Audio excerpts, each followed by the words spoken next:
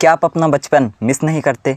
क्या आप हर समय खुश रहना, हर चिंता से, हर फिक्र से दूर होकर फ्री रहना मिस नहीं करते? अगर हाँ, तो ये वीडियो आपके लिए है। आप बड़े होने के बाद भी खुश रह सकते हैं और शांति से अपनी लाइफ जी सकते हैं, सिर्फ इसीलिए कि आपके ऊपर बहुत सारी जिम्मेदारियां हैं। इसका मतलब ये तो नहीं कि हर वक्त आप चिंता में डूबे रहें या दुखी रहें। ये वीडियो आपको आपका गोल अचीव करने में मदद करेगी। आपको तो शायद एहसास भी नहीं, लेकिन आज तक आप ऐसा जीवन जी रहे हैं जो आपका अपना है ही नहीं।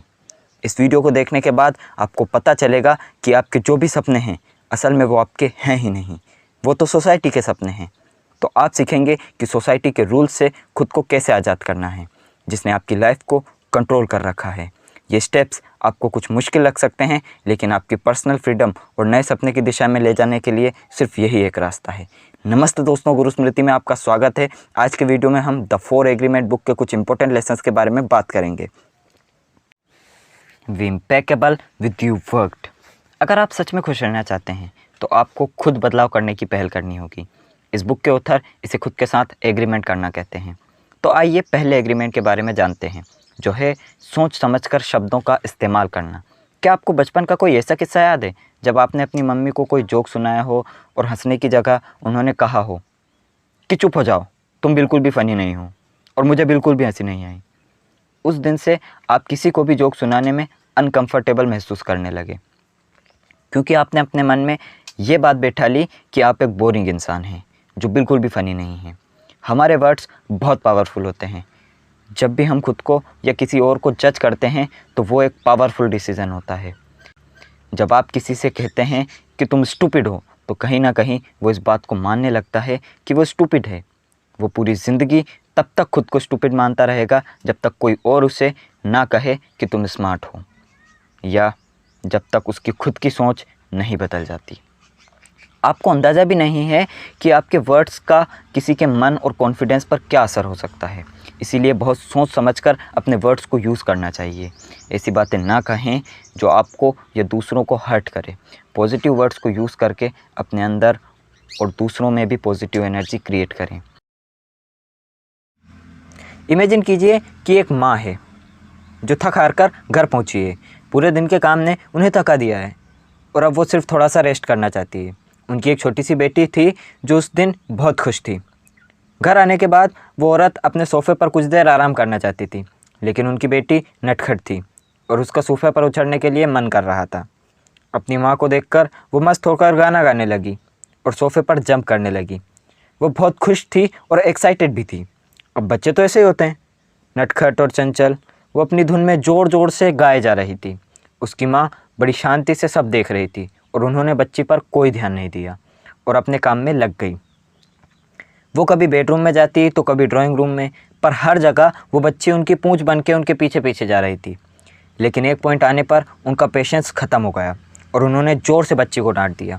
उन्होंने कहा कि तुम्हारी आवाज़ मेरे कानों में चुभ रही है और वो इतनी सुरीली भी नहीं है, इसीलिए चुप हो जाओ। हालांकि बच्ची की आवाज़ प्यारी थी, लेकिन उसने गाना गाना बंद कर दिया और बस उसी समय उसने ये मान लिया कि उसकी आवाज़ इतनी बुरी है कि उसे अब कभी नहीं गाना चाहिए। साल बीतते गए, बच्ची बड़ी होने लगी, लेकिन वो कोशिश करती कि जितना कम हो सके उतना कम बोले, क्योंकि उसे विश्वास हो गया था कि उसकी आवाज़ बहुत बुरी है और कोई उसे ना ही सुने तो अच्छा होगा। इस वजह से वो बड़ी होकर काफ़ी शर्मीली बन गई और लोगों के सामने जाने में अनकंफर्टेबल महसूस करने लगी। उसकी माँ को तो एहसास तक नहीं होगा कि जानबूझकर ना सही, लेकिन उनके शब्दों ने उनकी बेटी के मन को एक फियरिटी कॉम्प्लेक्स से भर दिया था। वो तो बस उस दिन थकी हुई थी, गुस्से में थी और उन्हें नहीं पता था कि वो क्या बोल रही हैं। लेकिन वो बच्ची छोटी थी और उसका मन कोमल था, जिसने उसके मन पर गहरा असर छोड़ दिया। बच्चे स्पंज की तरह होते हैं, अपने आसपास की चीज़ों और बातों को बहुत जल्दी एब्जॉर्ब कर लेते हैं। इसीलिए हमें सोच समझकर उनके साथ पेश आना चाहिए। हमें लगता है कि हम कुछ भी कह सकते हैं और इससे उन्हें कोई फ़र्क नहीं पड़ेगा, लेकिन हमारे शब्दों में जादू के जैसे ताकत होती है। ये या तो लोगों को चोट पहुंचा सकते हैं या तो उनके निराश मन में जान भी डाल सकते हैं। तो आइए सभी नेगेटिव कमेंट्स और गॉसिप्स को ख़त्म करके एक दूसरे की सोच को मोटिवेट करने की सोच को बढ़ावा दें। Don't take anything personal. पिछले चैप्टर में हमने बात की कि शब्दों का क्या इंपॉर्टेंस हो सकता है और वो कितने पावरफुल होते हैं। किसी का एक नेगेटिव कमेंट जैसे आप किसी काम के नहीं, आप ज़िंदगी में कुछ नहीं कर सकते, हमेशा के लिए आपके जहन में बैठ सकता है, लेकिन आपको चीज़ों को लेट गो करना और हर चीज़ को पर्सनली लेने की हैबिट को बदलना होगा। एक बात हमेशा याद रखें कि अगर आपके बारे में कोई कुछ बुरा कह रहा है तो वो सिर्फ़ और सिर्फ उसका ओपिनियन है, सबका नहीं। और वो गलत भी तो हो सकता है, वो अपनी सोच और समझ के नज़रिए से आपको देखता है, लेकिन जब तक आप उसे हर्ट करने की पावर नहीं देंगे तब तक वो आपको चोट नहीं पहुंचा सकता। जब आप किसी की बातों को पर्सनली लेने लगते हैं तो कहीं ना कहीं आप उसकी बात से सहमत होने लगते हैं कि वो जो आपके बारे में बुरा कह रहा है वो बिल्कुल सच है। और यह भी तो हो सकता है कि उसका मकसद आपको हर्ट करने का नहीं रहा हो, उस दिन उसका मूड ख़राब हो और उसने गुस्से में आपके बारे में बुरा कह दिया हो। ज़िंदगी की सच्चाई यही है कि आप किसी का मुंह बंद नहीं कर सकते, ना किसी की सोच बदल सकते हैं। इसीलिए खुद की सोच को बदलिए। अगर आप हर चीज़ को पर्सनली लेने लगते हैं तो जीवन जीना मुश्किल हो जाएगा। लोग जब उदास होते हैं या जब वो खुश होते हैं तब वो आपको अलग नज़रिए से देखते हैं, तो उनकी सोच की वजह से अपनी लाइफ क्यों अफेक्ट होने देते हैं।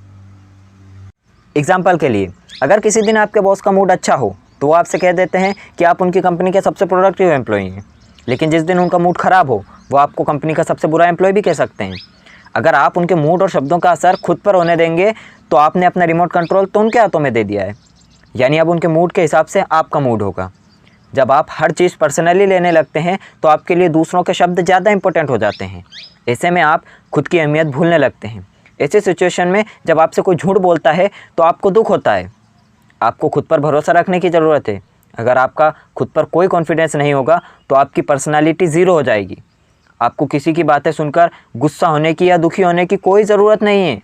एक बात याद रखिए कि लोग सिर्फ इसीलिए झूठ बोलते हैं क्योंकि वो डरते हैं कि आप उन्हें जज करेंगे, और वो झूठ इसीलिए भी बोलते हैं क्योंकि वो खुद से भी झूठ बोलते रहते हैं। तो ऐसे लोगों की बातों से क्यों हर्ट होना। इस बुक ने हमें सिखाया है कि हम क्या बोलते हैं इसकी जिम्मेदारी हमें खुद लेनी चाहिए। अब ये आपको खुद से ज़्यादा प्यार करने के लिए कह रही है। कोई आपको तभी हर्ट कर सकता है जब आप उसे ऐसा करने देते हैं, इसीलिए उन्हें ये पावर ना दें, नहीं तो वह कभी रुकेंगे नहीं। आप बस दूसरों के कड़वे शब्दों के शिकार बनकर रह जाएंगे। अपनी सोच ऐसी बनाओ जो किसी की राय की परवाह नहीं करता। आप ऐसा इसीलिए नहीं कर रहे हैं कि लोग आपके लिए मायने नहीं रखते, बल्कि ये करना इसीलिए ज़रूरी है कि आपके बारे में उनकी राय उनकी सोच की वजह से है, आपकी वजह से नहीं। इसीलिए आज खुद से प्रॉमिस करें कि किसी भी कमेंट को पर्सनली नहीं लेंगे, क्योंकि वो सिर्फ उनका ओपिनियन है और उनकी बात पत्थर की लकीर नहीं है। यह है खुद से दूसरा एग्रीमेंट। डोंट मेक अजम्पशंस एक और कारण है जिससे अनजाने में हम अपने आप को चोट पहुंचाने लगते हैं, और वो ये है कि बिना पूरी बात जाने हम बस अपने मन में कुछ सोचकर उसे सच मानने लगते हैं, मीन्स एज्यूम करने लगते हैं। अक्सर हम लोगों को देखकर बस अनुमान लगा लेते हैं कि वो कैसे हैं, उनकी लाइफ में क्या चल रहा है, और उन्हें जज करने लगते हैं, और ये उम्मीद करते हैं कि वो उसी तरह बिहेव करेंगे जैसी मेंटल इमेज उनके लिए हमने बनाई है।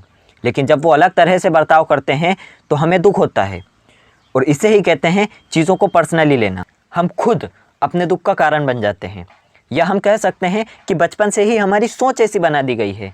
अगर हम रिलेशनशिप की बात करें तो हमने देखा है कि ज़्यादातर कपल्स हर वक्त लड़ते रहते हैं, क्योंकि वो बस ये मान लेते हैं कि उनका पार्टनर उन्हें बहुत अच्छे से समझता है। एग्जाम्पल के लिए, एक पति खुशी खुशी घर से ऑफिस के लिए निकलता है। उस समय उसकी पत्नी का मूड भी अच्छा था, लेकिन जब वो घर लौटता है तो उसकी पत्नी बिल्कुल गुस्से में थी। वो गुस्से से उसकी ओर देख रही थी और वो उससे कुछ एक्सपेक्ट कर रही थी, और बस ये मानकर बैठी थी कि उसके पति को बिना कुछ कहे सब कुछ समझ में आ जाएगा, क्योंकि वो तो उससे प्यार करता है। उसके माइंड में अभी पूरी फिल्म चल रही थी कि उसका पति सब समझ जाएगा और उसे मनाएगा, लेकिन वो ये देख ही नहीं पाती कि असल में सिचुएशन बिल्कुल अलग है। यह है प्रॉब्लम की जड़। मन में सोच लेने से कोई प्रॉब्लम सॉल्व नहीं हो जाती। इसके लिए बातचीत करना, कम्युनिकेट करना बहुत ज़रूरी है। अब बिना कुछ समझे कैसे मान सकते हैं कि सामने वाला आपकी प्रॉब्लम को समझ जाएगा। इस गलतफहमी की वजह से न जाने कितने रिश्ते बर्बाद हुए हैं। इसीलिए एक दूसरे से ज़्यादा बात करने की हैबिट रखिए।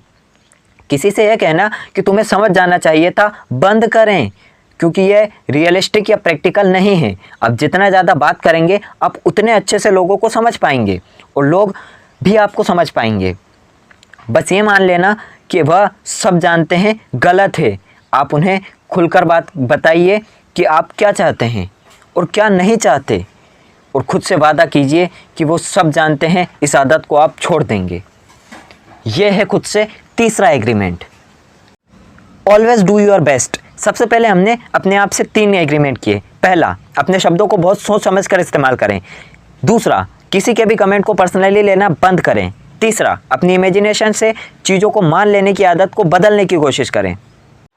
लेकिन ये सभी सिर्फ तभी काम करेंगे जब आप सच में एक्शन लेंगे। मगर सिर्फ एक्शन लेना ही काफ़ी नहीं है, आपको जो भी करना है उसमें अपना बेस्ट देने की ज़रूरत है। तो ये है खुद से चौथा एग्रीमेंट, यानी हमेशा अपना बेस्ट देना। हो सकता है आपका बेस्ट आपकी सबसे अच्छी परफॉर्मेंस ना हो, क्योंकि आपका एनर्जी लेवल भी हर बार अलग अलग होता है।